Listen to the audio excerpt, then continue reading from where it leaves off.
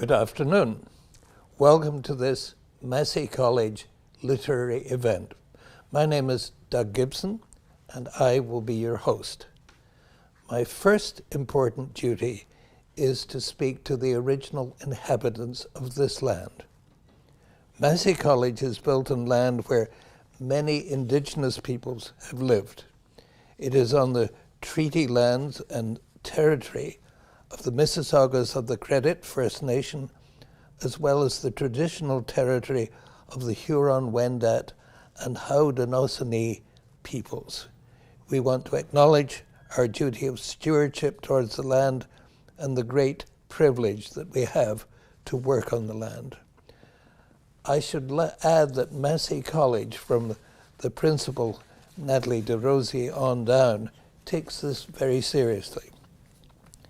It provides an office in the college for Indigenous people, and I've been privileged to be part of the Massey contingent visiting the homelands of the Mississaugas of the Credit First Nation. A word about myself.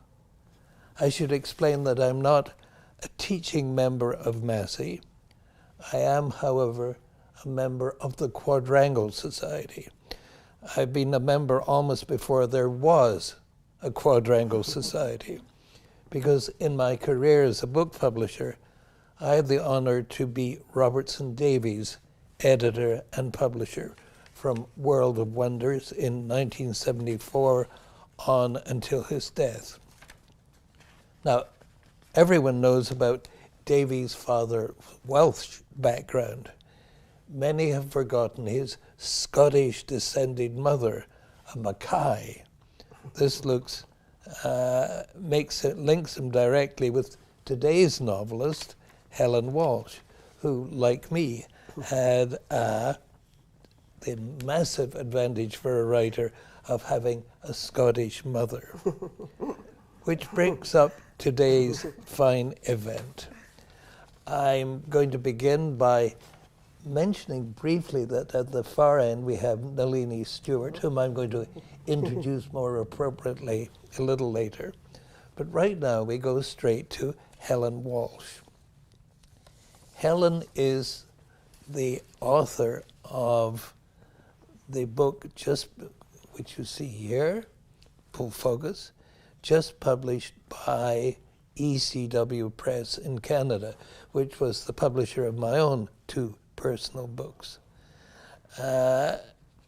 She is and it has also just been published not only in Canada and the States, but earlier this month in the UK. And in fact, Helen is slightly jet-lagged from her recent return from there.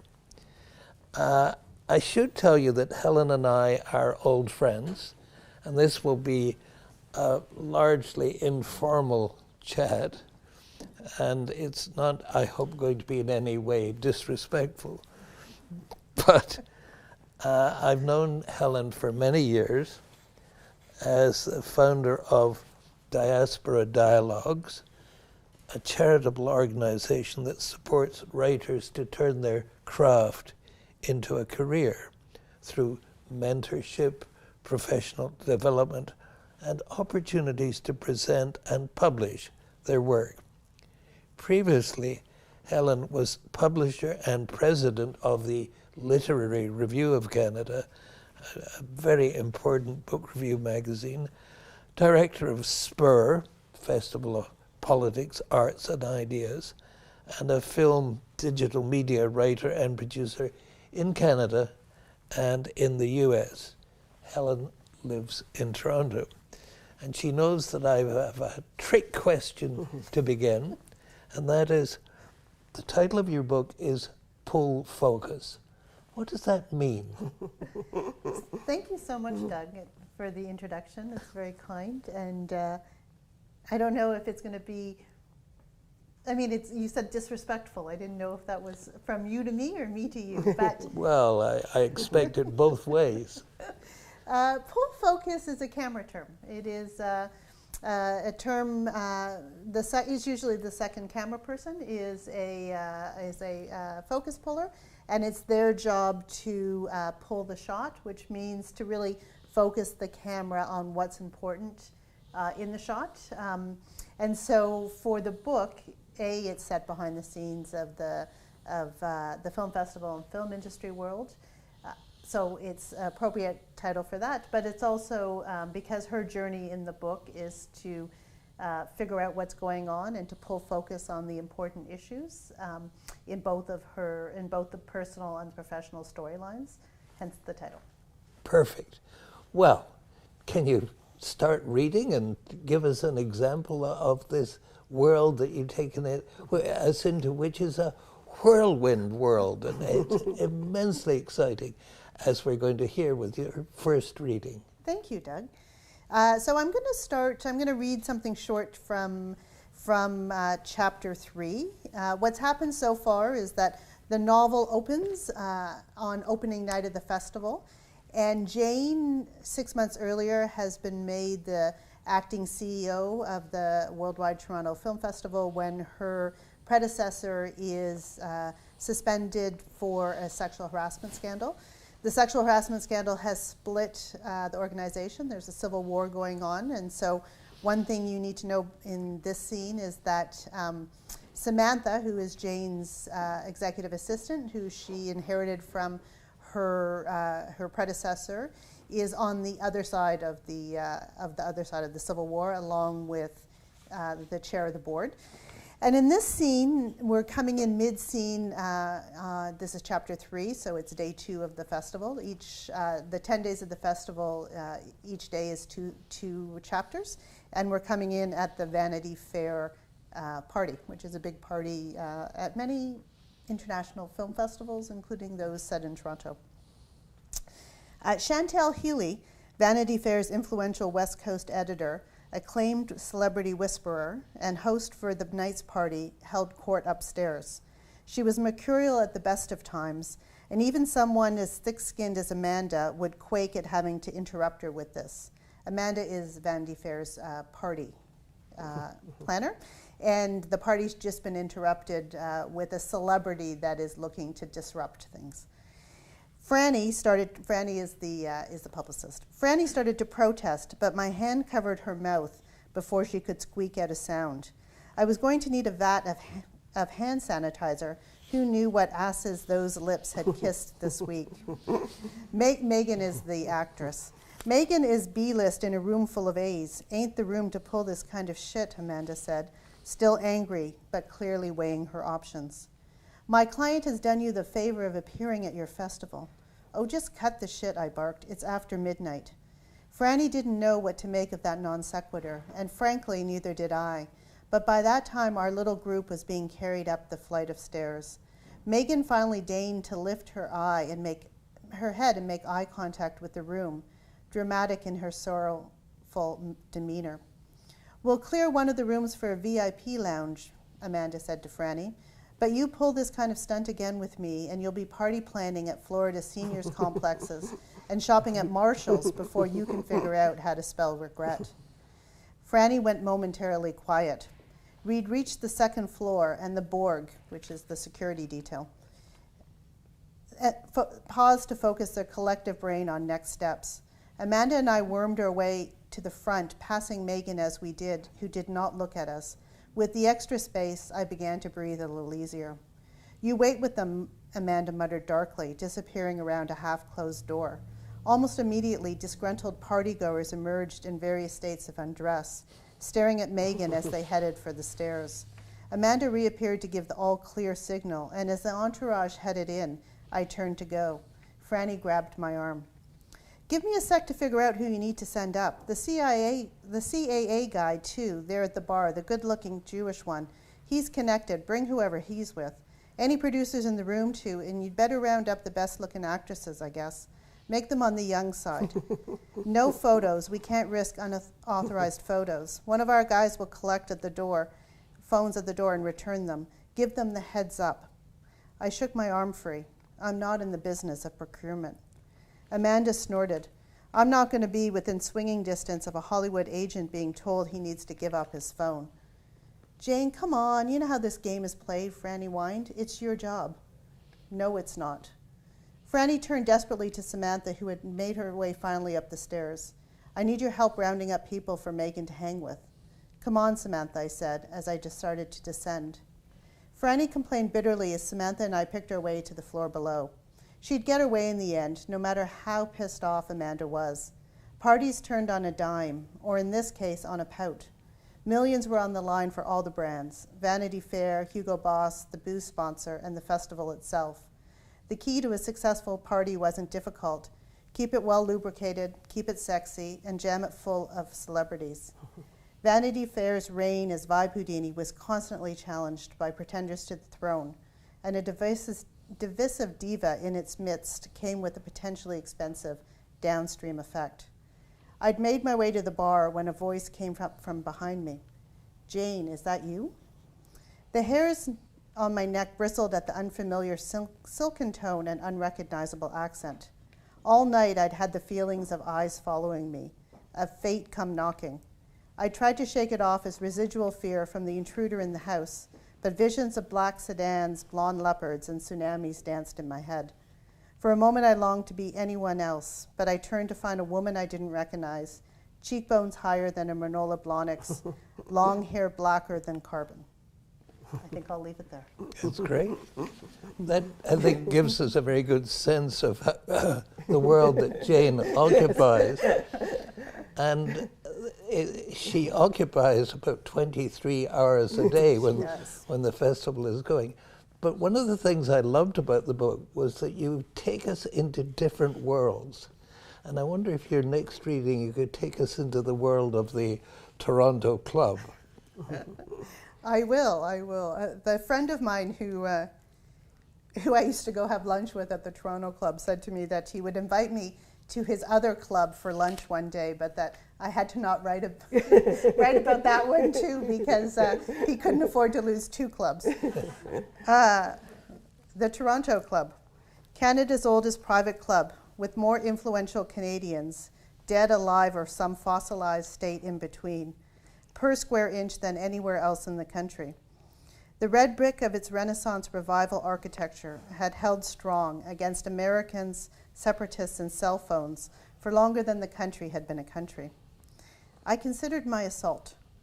Bob and Johnny's Uncle Frank, faced with a wife in serious decline from dementia, often took his evening meals at the club, even on the weekends, and $100 slipped to his condo's concierge confirmed that this evening was no different. I knew where he was, but how to scale the walls that privilege made thick was more difficult to discern.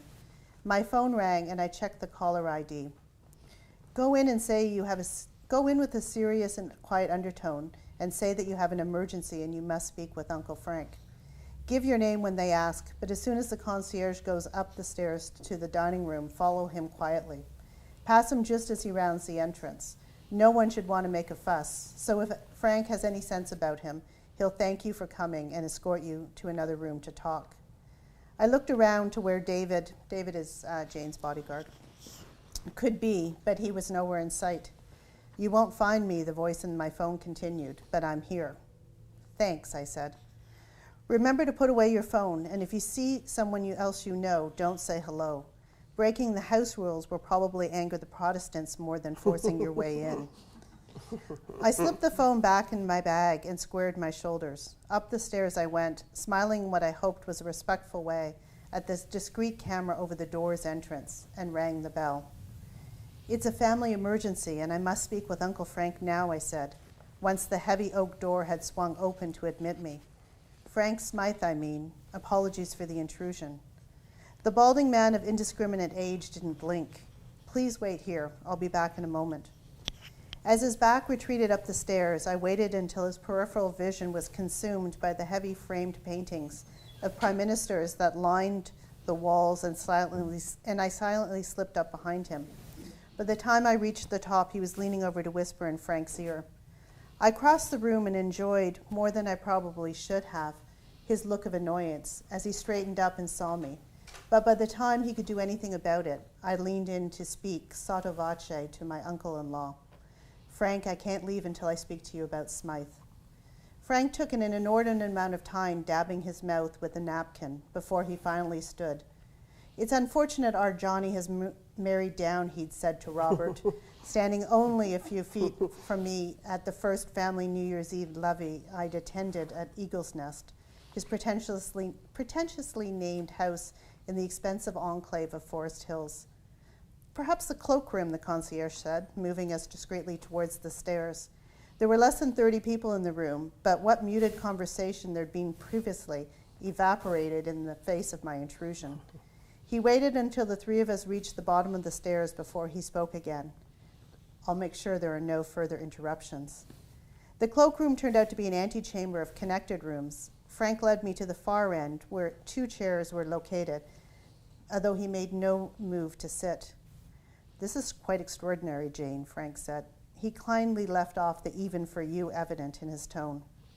What's going on with Smythe Financial? Whatever you do, you mean. The OSC showed up to warn me there's money missing from the firm. Said all the C-suite execs, including you, are playing hide and seek. I can't reach Bob or Johnny, so as a board director, I'm seeking a report from the most senior financial officer in the company, the chief financial officer. You're only a board director because you slept with the other 2. The one thing about extreme tiredness was that the fuck it's button was a lot closer than normal. The mask is slipping, Frank. You'll need to tighten the screws before you go back upstairs. Thank you. That's good. I think that was a very fine demonstration of how this is about much more than just a film festival. It takes you into different Torontos, and in this case, the foofs, the fine old Ontario families. So that was terrific. Thank you very much. But it's time now to bring in Nalini. Now, Nalini Stewart is a former chair of the Ontario Arts Council and has had many other distinguished career points. But she's asked me to skip over all that and just mention that she was asked by Helen Walsh to be on her advisory board when she started Diaspora Dialogues in 2005 and has followed her story with fascination ever since. Nalini. Oh, thank you very much, Doug. It's really great to be at Massey, where Principal Nathalie Desrosiers has been doing so much to promote Canadian writers, because I have joined in many of the book launches that she has organized.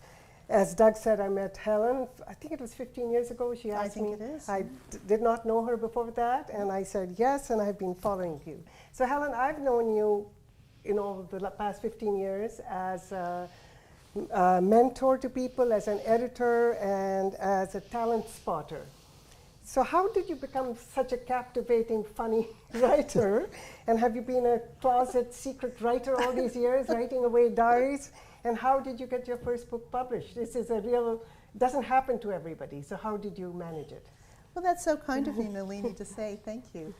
I have always wrote. I told a story at the book launch earlier that that I was writing a lot when I was in school, and when I was 10, the teacher brought my mother into a parent conference to say that, you know, Helen's always got her head down writing, but all the characters die, and so we think maybe you should think about therapy, you know. And I said to my mother, what's with all the critics? Like, you know. But I did write during that time, and in my 20s I actually wrote I worked with Timothy Finley for a year on a novel that I never actually quite finished. I never sent out. But then, you know, life gets busy, and when at the same time in my 20s, coming out of U of T, I started a literary magazine called McGill Street and a reading series, and then I went off and started working in film, and I moved primarily to the US. I worked in LA and New York as a film producer, and then I came back to Canada, and I launched Diaspora Dialogues. I was publishing the LRC, so there was just an enormous amount of other things to do, and it's amazing, though you want to write, how easy it is to fill up your time with interesting other things. Until about 10 years ago. And it was my friend, I think you may have known her, the poet and novelist Priscilla Uppal. Yeah, through York University. Through York, yes, of course. That's right, you were the chancellor there. Yeah. And Priscilla said to me, look, you're just always going to be busy. You're always going to be running something. And so if you want to write, you should write. And I will be your coach, and in exchange you can help me raise money for an art and health institute at York. And so that's what we did. And very sadly, Priscilla got ill, and that role that she did was then taken up by other writers within the DD family.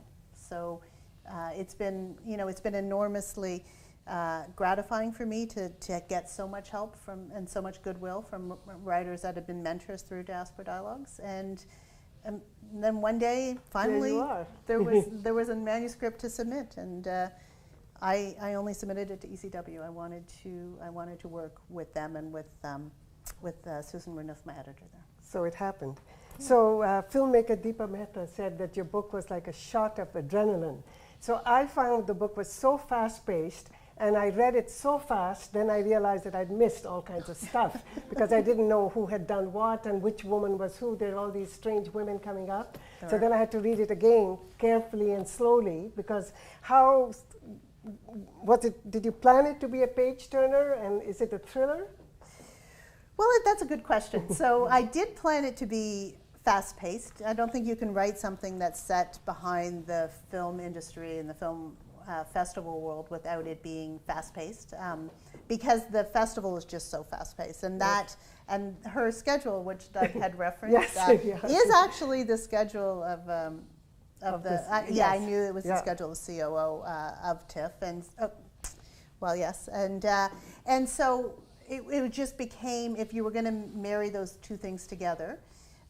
So this suspense, I wanted a character where the ground falls out from underneath her, and I wanted it right up front, and then given the setting, it just had to be that fast. It had to be fast. Yeah. Okay, so I also really enjoyed the references to a city. Doug asked you to read from the Toronto Club, and I loved the TIFF, the Royal Ontario Museum, the Human Rights Watch Festival. All of those things, like Robert Rothenberg's books, mystery books set in Toronto. There's something about our own city. We don't usually get to read so many books about our own city. So why did you choose TIFF, and why, and your CEO, acting CEO, a woman? Yeah, I mean, it was, I wanted it to be, I like very urban specific settings. To me, it was a natural to, I live in Toronto, it was a natural to do that. Although it's interesting, some of the questions I've had are from people during the interviews to say, well, do you think Toronto's actually this exciting? Do you think this stuff goes on in Toronto? Like, why is there not more, fast, fun-paced, sexy stuff set in Toronto? And I thought, well, of course, I don't know, and these are all by Torontonians. I don't know if we somehow see this city as still as some kind of sleepy town, but when there's as much money that goes through a city as it does through Toronto, some of that money has to be dirty. Like and we, if we look, I did a fair amount of research on anti-money laundering, anti-money laundering. Here at U of T, I belonged to a G7, G20 research group for many years. In fact, I was in London last week interviewing one of the AML experts for my second book. And so it is, Canada, that all happens here. Crime happens here, trafficking happens here.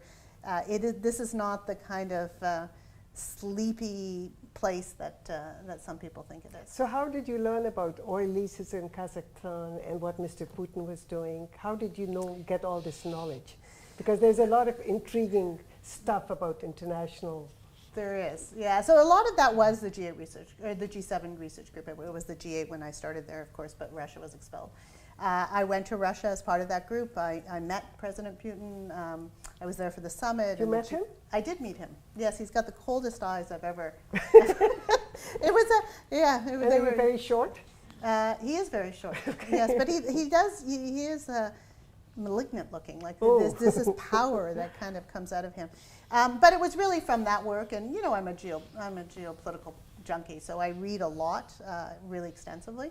And then I did interview a fair amount of folks about it, particularly in the money laundering stuff, but a lot of stuff on Russia. The G7 has the G20 group has a Russian office, and I met a lot of people there over the years. Well, you know everything about everything. Bob No, Ramsey we- called you a polymath. You are Yeah, somebody who knows.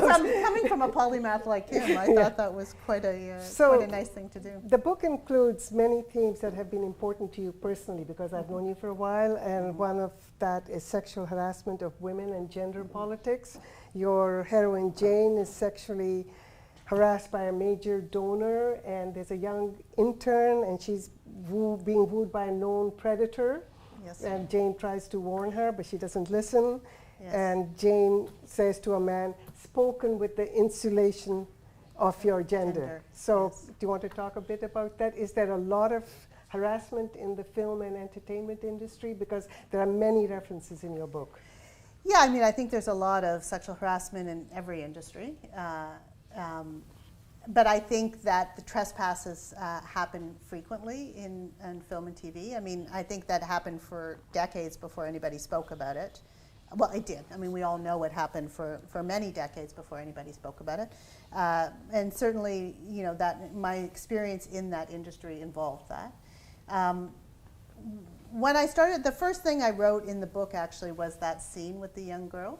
Oh, okay. And it was because 10 years ago, exactly 10 years ago, this is what led me to start reading the book. At TIFF, I had arranged for a young woman I was close to, who was interning for me at the time, to have a 2-week internship with a production company from LA for the festival. And in that context, she met Harvey Weinstein, and he tried his number on her. Now, he didn't succeed because people around her warned her, because people knew, everybody knew. This is 10 years ago, so this was before it was ever brought out in the media. But I was so angry, you know, that this had happened to her, although she handled it well, but that his assumption that he could, right? All the people around him who assumed that he was too powerful, that his power meant more than any particular woman he did this to. And so I was so angry, I wrote that one scene, which is different in the book than how it went, right? Yes. In the book, she ignores the advice. But the young girl doesn't listen to the advice. She doesn't, No, yeah. she thinks she's smart enough to deal with it. And that's what these Yeah. people prey on, right? Yeah. So another issue that has been important to you since I've met you is diversity and inclusion. Mm-hmm. And in the book, Jane supports the Global Connections program and the Chinese filmmaker, and she really goes to bat for her. And you also Jane talks about equity for filmmakers in the book. So do you want to expand on that a bit? Because again, I feel it's all the things that you care about are coming out in this book. Yeah, that's absolutely true. I mean, that has been, as you know, has been a passion of mine for even before I launched Asper Dialogues, but certainly for the last 15 years, because in that I've learned so much. I mean, I've talked to so many people, and I've learned so much about the impact of lack of opportunity and lack of equity. And it's something we didn't talk about 15 years ago. We're finally starting to talk about it, but substantially really only in the last 2 years, right? Yes. I mean, you know, we talked about it. Some of us talked about it before, but substantially as a society. And what it does is, you know, if you don't address that,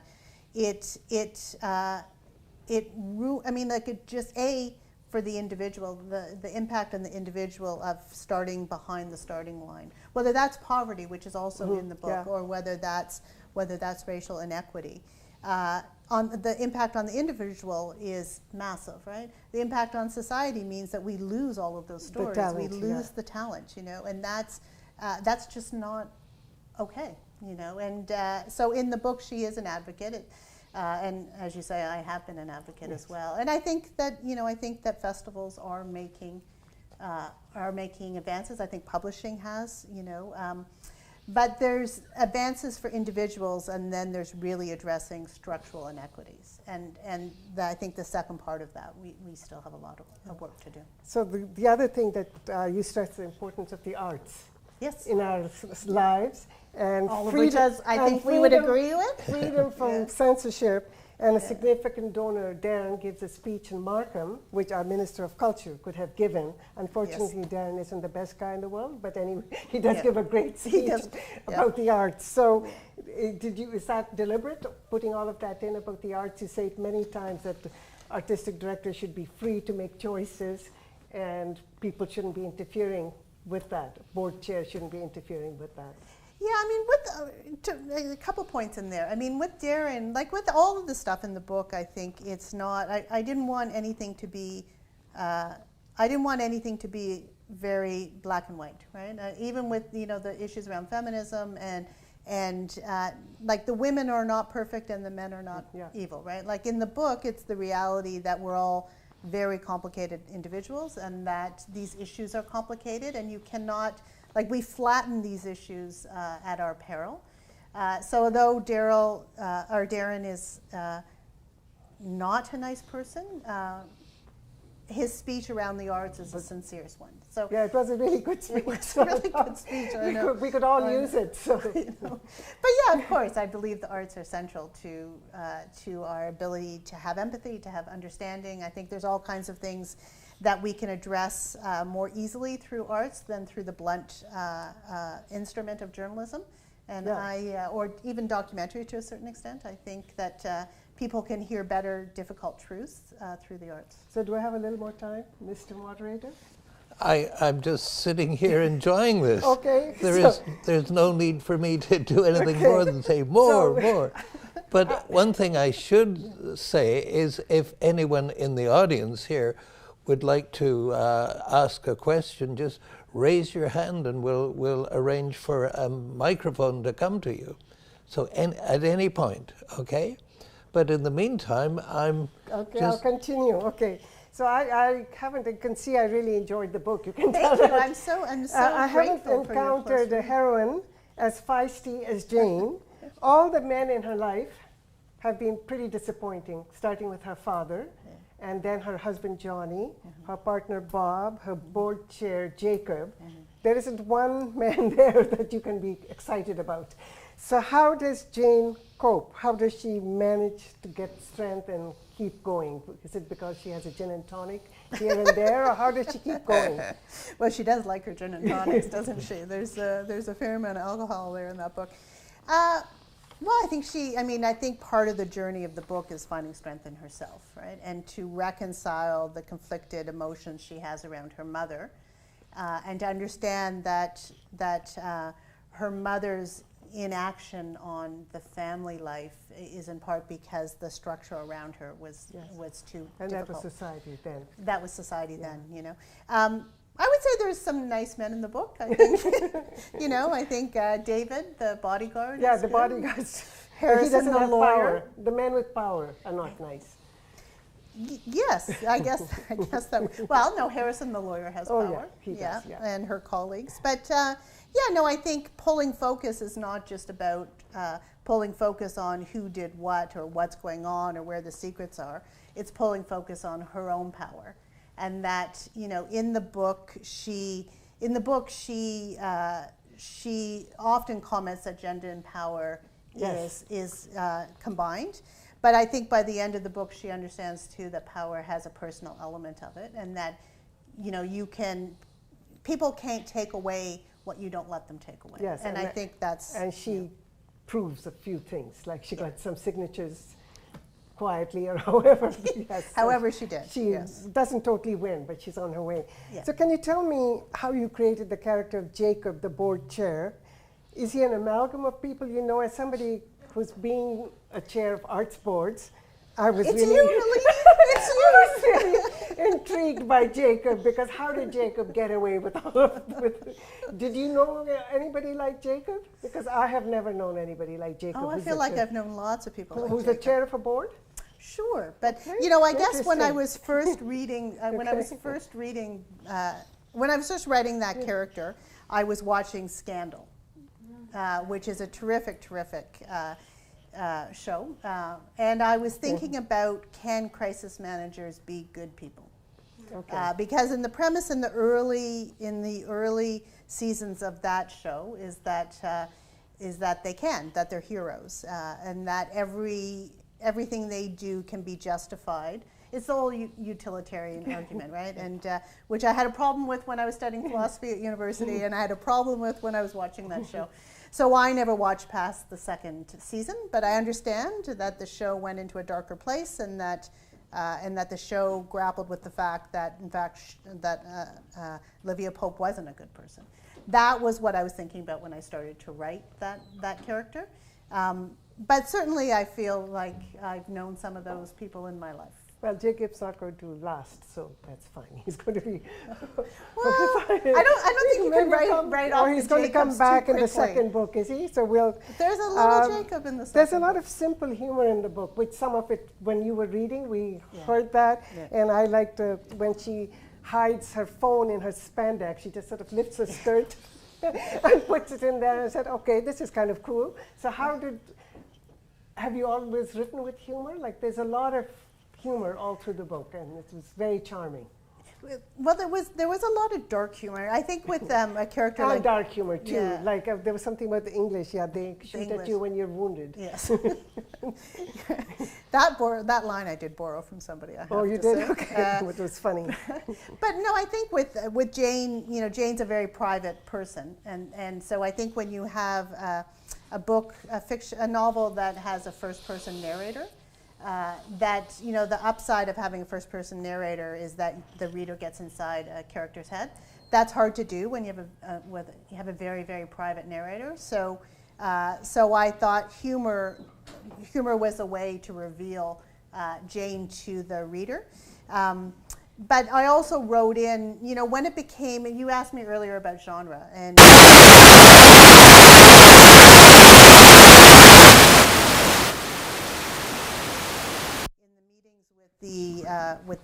With the publisher, when it became clear that they were going to market it that way, then I needed to, in revision, make nods to that genre, and part of that is that kind of on the humor. female side is that shoot from the hip kind of dark humor, the shorter sentences. So it made some revisions in the last couple drafts to account for the rhythms it needed for that type of story.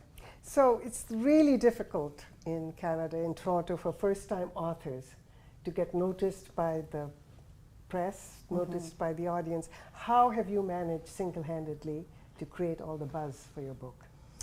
Well, it wouldn't be single-handed. I would have to then say. You obviously have a lot of people who like you and are there to root for you. I actually saw your book as I was going into Indigo, right on the table as I came in. It was right there. That's good to know. Yeah, and in fact, I bought it there. I already had an Audible. Oh. I know I had Kindle. I have it in different versions. Yeah. Anyway, I bought it at Indigo because it was right there.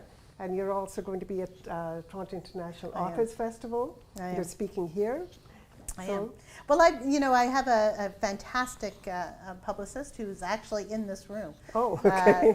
Publicist for the book. Well, we should thank her. Sarah Miniachi, and my publicist at ECW, El Hamali, has been terrific too.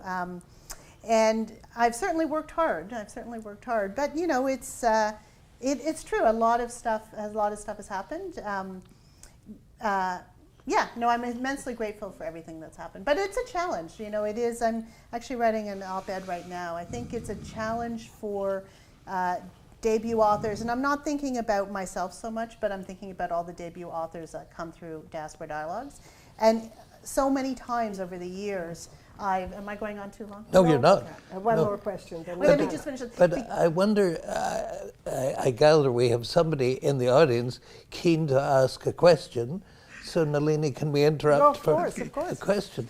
Okay, my first question is we're just not sure whether the mic is on or not, and maybe somebody can assure me that it is. All is well. Okay, Helen, when I read the book, I couldn't help thinking that this would make one hell of a movie. Yes. Did that ever occur to you?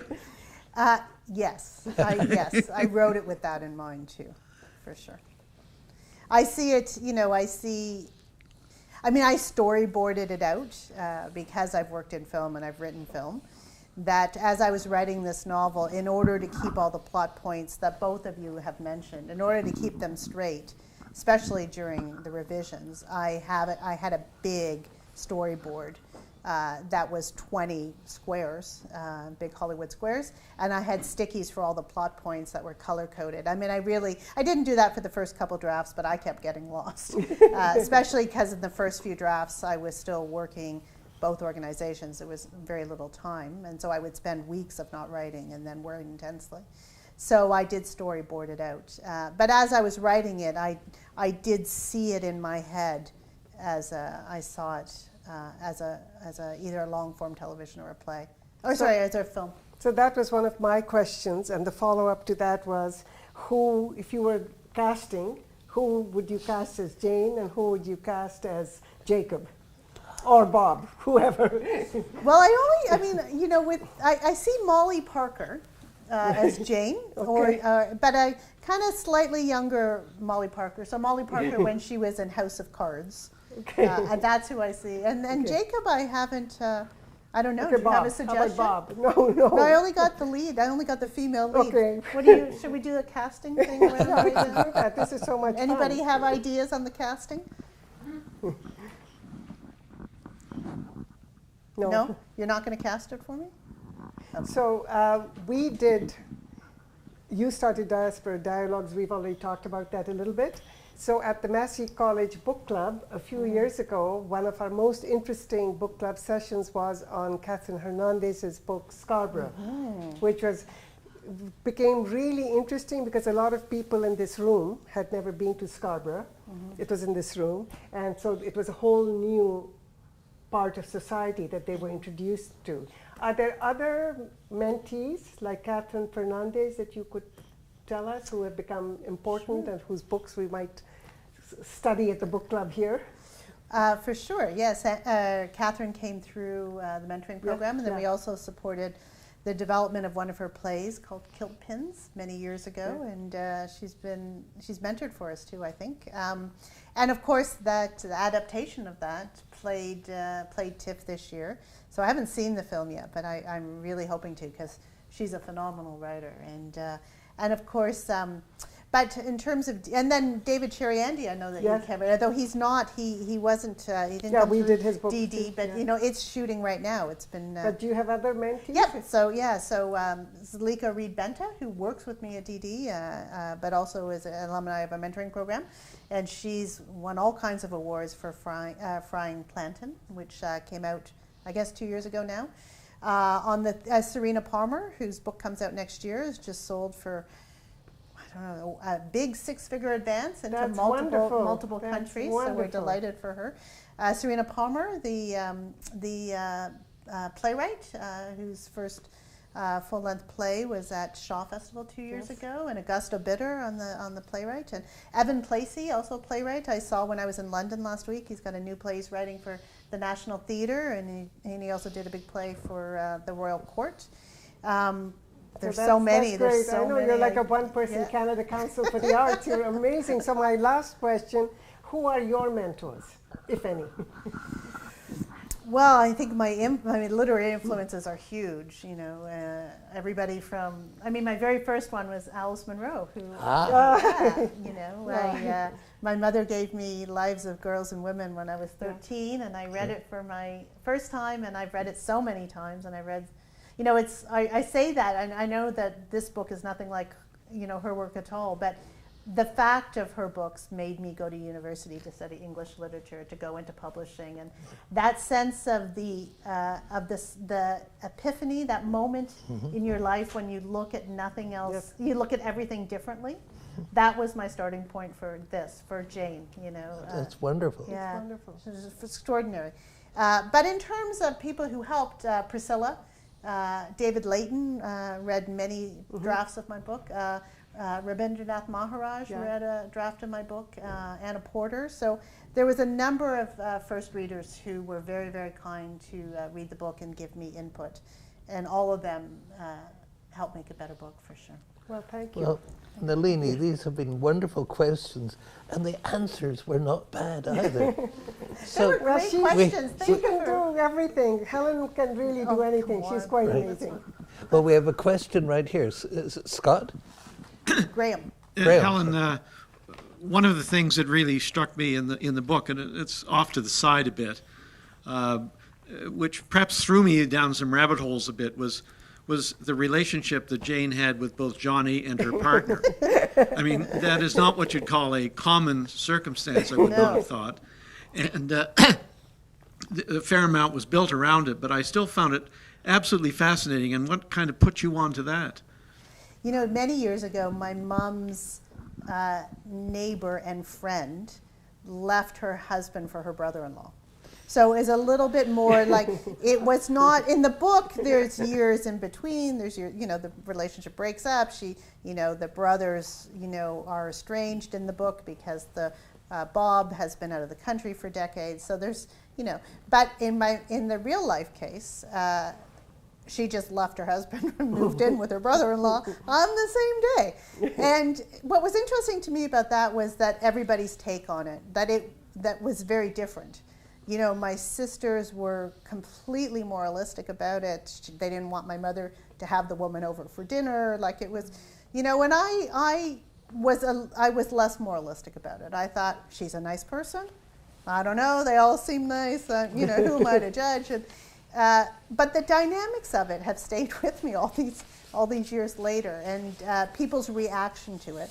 And I think ultimately our reaction to things are just about us. Like we try to pretend that it's just about other people's behavior, but really, actually, it's all just about us.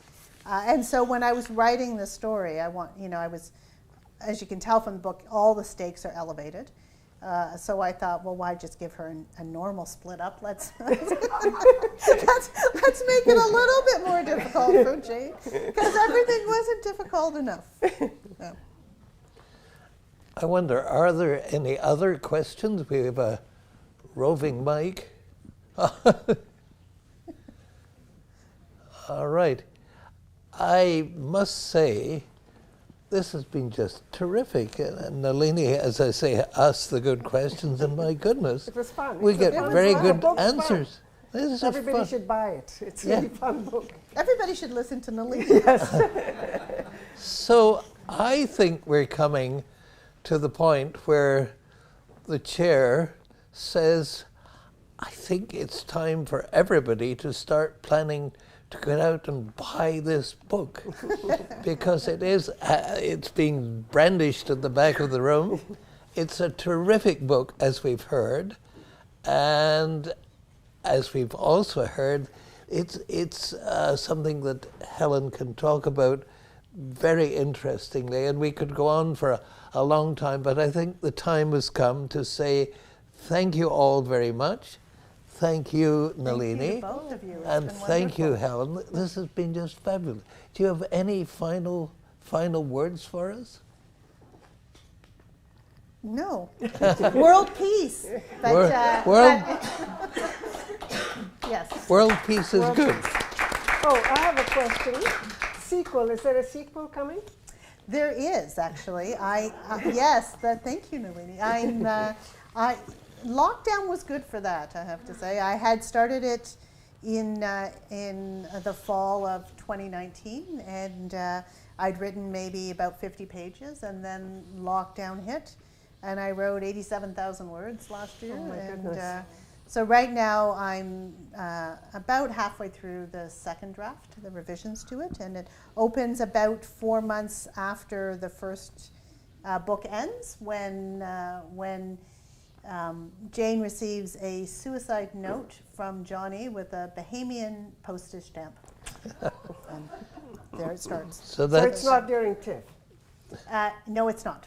No, it's in January. Yes, it's in January. So that's something for the future.